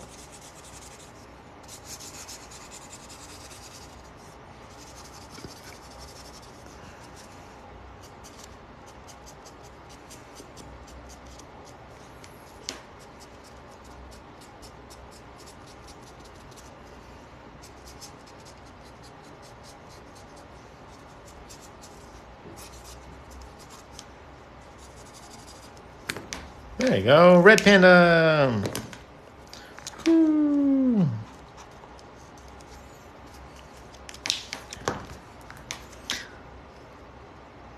I might put up some of these for auction over at on Instagram. These actually came out pretty nice, so I might put some of these up on auction. I like to like sometimes frame up my little like post-it ones and then just offer up original artwork, like just because I know almost never ever offer original artwork.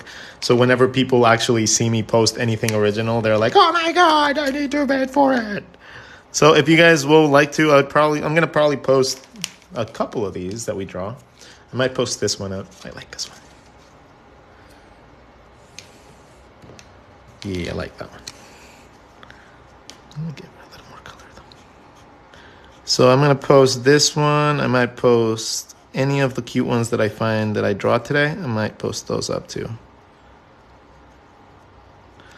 The way that the bidding works, the bidding is up for 24 hours and the highest bidder gets it. That's like literally it. Like they start at 0, so you guys can possibly get a little piece of Rod Gun art for $0. And they normally don't go for $0, but you guys can get really lucky at one point, I guess. Let's see. What else? Can you draw a frog?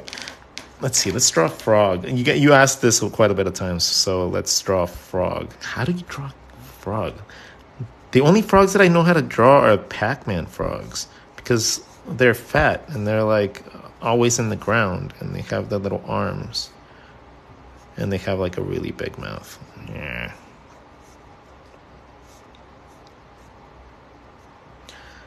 They have the little horny parts and then they have the little froggy eyes.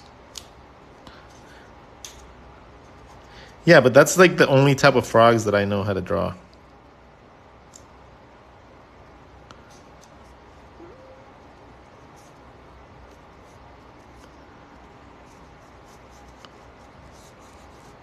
And they eat mice.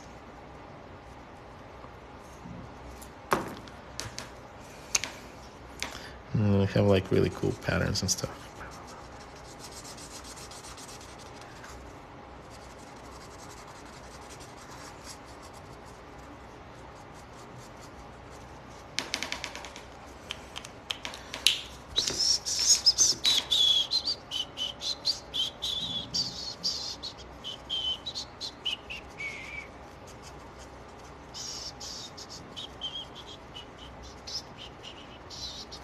They have like weird little spots and stuff like that in their skins.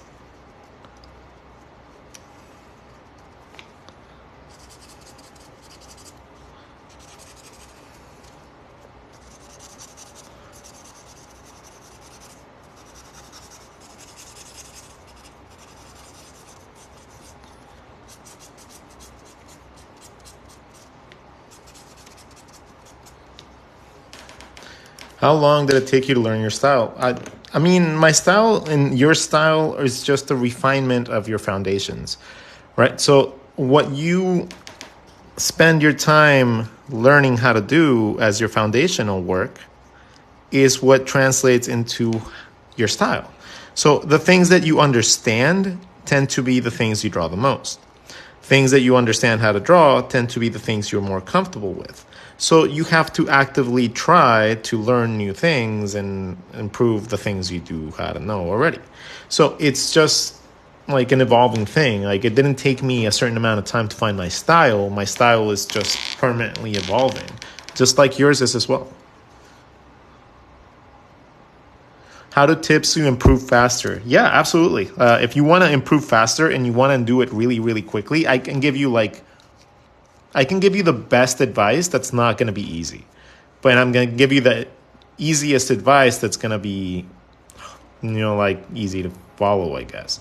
So the hard one, and the way that I suggest you go about it, is to go follow my friend Star Kaiju, because I will tell you guys the secret after. Dun, dun, dun. Once we get him to, let's say, 800 followers. If we can get him to 800 followers, I will give you guys the lesson and the big trick to how to improve incredibly quick. Like, I'm talking like months here. Like, if you guys do that, if you guys get my friend to 800, I will get you guys the best advice as to how to grow exponentially quick. How about that? The cliffhanger sponsorship. See, I would not do that for like a company. I wouldn't do that for a company, but I'm doing it for my friend. And he really wants to stream. Like, he looks up to like what I do, and he wants to like, help me, and I want to help him. So I want to get him at least to 1,000 followers so he can stream too. 743. Oh, I guess only 50 people from the 300 need to go do that. Oh, that's all it would take. I'm going to draw myself thinking of a future in which my followers love me enough to do that for me. Oh, look at that. Oh, all the likes.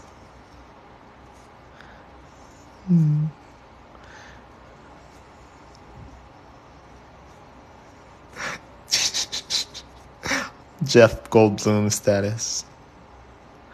Draw my little tattoo. Crossing my legs.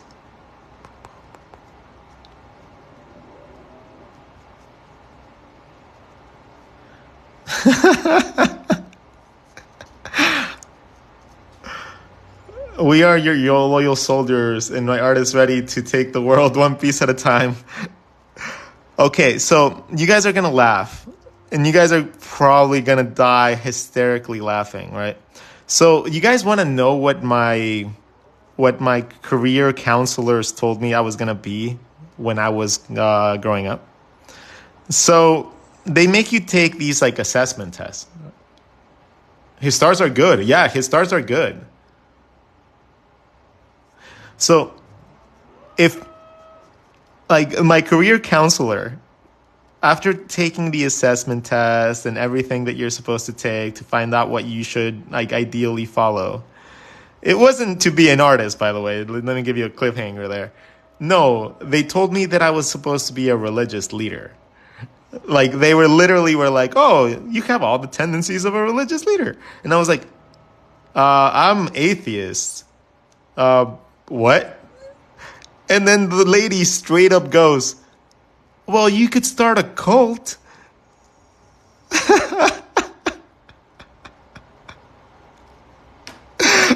I was like, what? That was just really funny. Apparently, a lot of the traits that I have correlate themselves with leadership, but not just in leadership. It's leadership and guidance. So I have like the makings of a guru, apparently.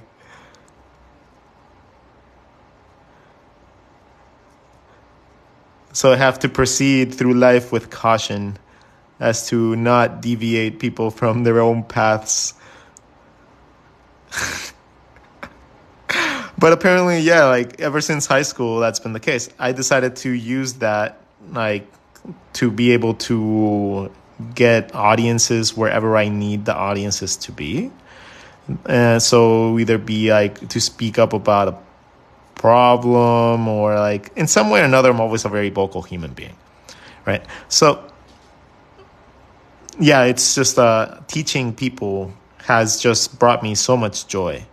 And whenever I hear anybody say that they've like haven't drawn in like 10 years and then they just saw my channel and then all of a sudden they're like drawing again and sketching again and I inspire them and stuff. Wow, like you have no idea how fucking awesome, excuse the language, but how fucking amazing it is to know that you are making some sort of impact in people's lives. Like, it's just so incredibly, like, oh my God. And it's beautiful. So I do what I do to help people out, right? I have an audience now, so I can help other people that have helped me throughout the years. And that is me doing this for my friend. So doing this for my friend, getting you guys to get him to 1,000 likes is to help him be able to move forth. And he works harder than even me, right? This guy is like constantly like, he works 10 times harder than me. He just has 1/10 of the luck. So it's a thing that I like to do to help out people that are actually hard workers.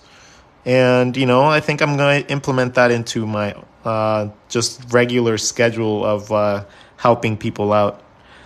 Just find people that work really hard and deserve to get recognized, and then use the small platform that I've developed to be able to do that.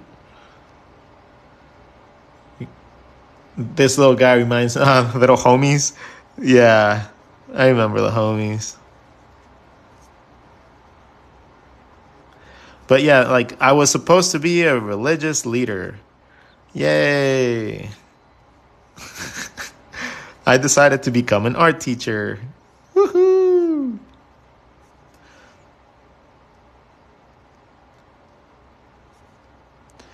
Hands become really easy once you figure out the lollipop approach, by the way.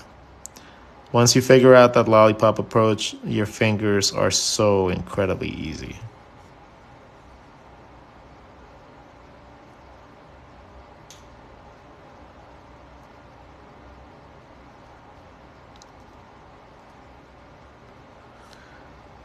Combine to your hand, anatomy.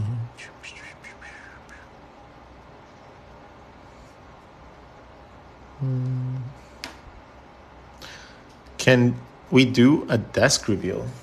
Yeah, let me just make sure I don't have anything. Okay. Do you guys want to see my studio space? I'd be more than happy to show you guys. So, first of all, let's do a little face reveal so you guys can see what my face looks like. How do you even flip this? Flip camera. Boom! Hey everybody, this is Rodgon. This is the face behind the madness. Hello! I am actually a mustachioed man, so I do draw myself quite accurately to my drawings, I think. So, let's start off with the most important part of my studio, my inspiration. So my inspiration comes in the way of, where is it going? Various little things that people that have loved me or have cared for me or are in love with me tend to give me. And they just provide the awful needed inspiration that I need on every single day. So this is a variety of things between like things that I have won. Well, hold on, let me flip this. Yeah, things that I have won, things like pool championships. I love tiki masks, and things like me being in Imagine Effects. So if you guys don't know, I was in Imagine Effects twice. So they put me 2 months in a row, which was awesome. And one of them was a drawing to neck. Guide to drawing next. So, haha. And this was when I was barely learning how to actually develop that part. And they just got me to do that. So, woohoo, that's a good one. I have my sketchbooks. I have my art block books. The very first production ones that came out. So these are the books that you guys can buy from my stream. So it's 100 pages of literally just amazing doodles that you can use. And I highly suggest that when you buy these books, right? I highly suggest that when you buy these books, you use these and you draw over them.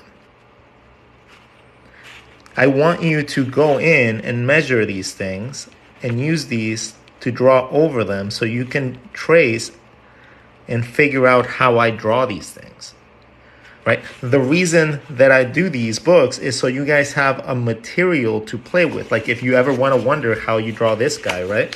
Well, you don't have to. You can just go in and draw over him, find his mask, and just dissect them inside of the book. It's not going to make the book look any better or worse. It's just going to make you learn. So use these as drawing references and then learn how to draw different body parts by just replicating all the things in the book. That is what the book was made for. That's literally what the book was made for. For just $67. Not $67. That was just an ad from YouTube.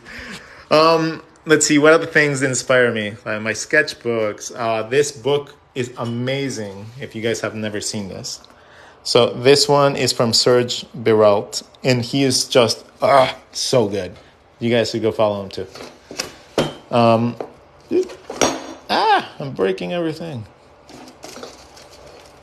Anyways, more tikis. I enjoy tikis a lot. I do love that little thing from My Little Pony. I got it on sale at Walmart, and it was like the coolest vinyl toy, so I ended up using that. And then let's go to my actual desk. For my desk setup, I have my Wacom Cintiq 22 that they gifted me when I did a competition for them. I have it on a little swing arm so that I can just move it around. Then I have my curved 32-inch flat screen monitor. I have my little Blue Yeti microphone, a swing arm for drawing over my thingies. And that's it. That is my desk. What do you guys think?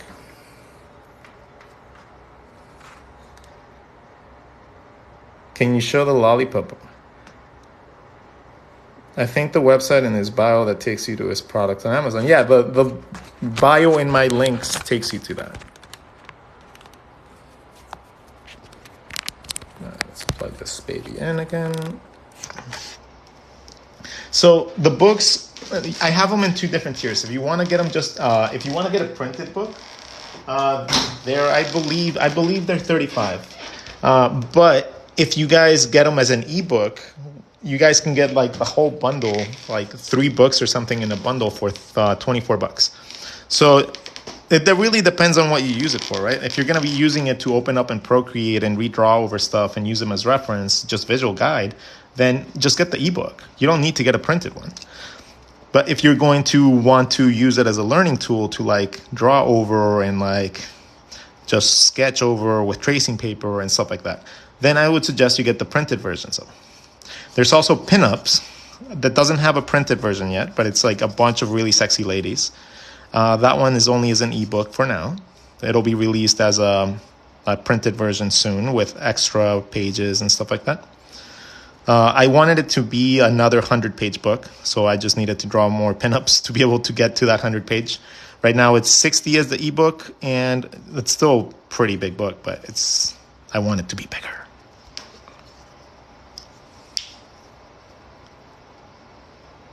No, my books just never go out of print. They're fulfilled through Amazon.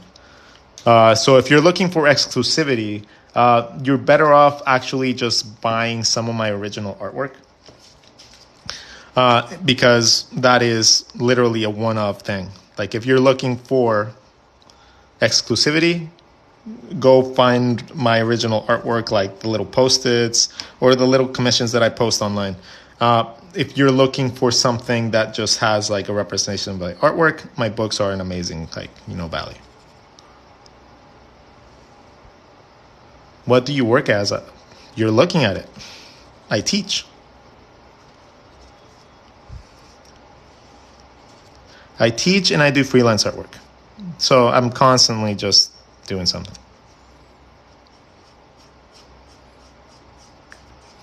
I am very fortunate.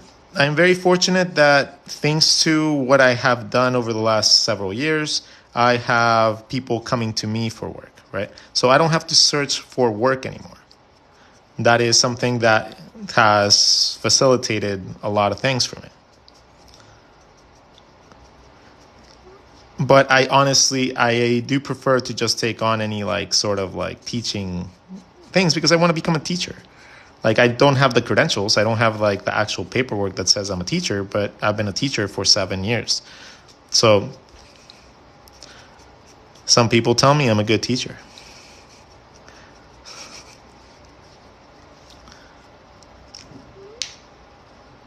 All right, so it seems like we are getting close to ending our stream for today. I think we have done enough doodles, and I think that my friend has gathered enough support from you guys for one stream without me tediously bothering you guys to do it as well.